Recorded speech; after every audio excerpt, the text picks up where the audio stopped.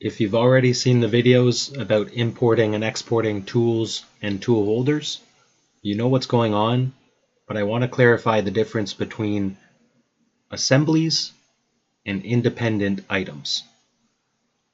It's all how you add it to ToolManageriQ.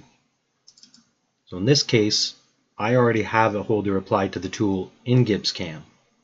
So if I import that tool into ToolManageriQ, that will create an assembly. So that holder and that tool are now associated.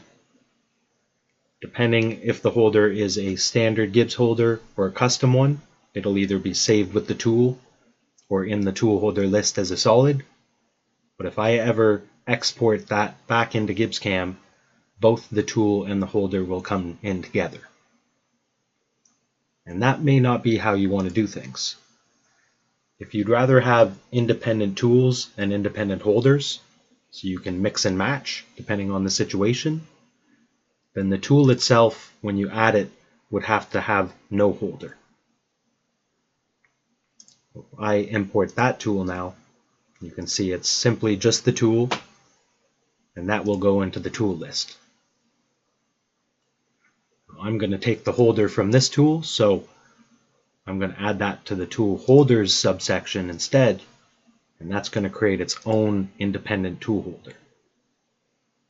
We'll import that there, and that'll go into the list. So when the time comes to start a new program, if I'd like to export the tool assembly, then I would come in here, I would find that tool assembly,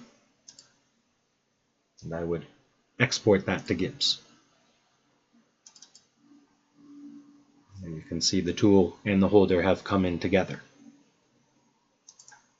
If I'd like to do the independent route, then that's where I can come in here, find my independent tool, and export that into gibbsCAM, and then do whatever tool holder separately by selecting the tool holder, selecting the tool, and exporting that to Gibbs, which once again creates a solid, and now I have the assembly of the two. So if I have different tools and different holders always going together, that may be the way I want to do it. Hopefully that all makes sense.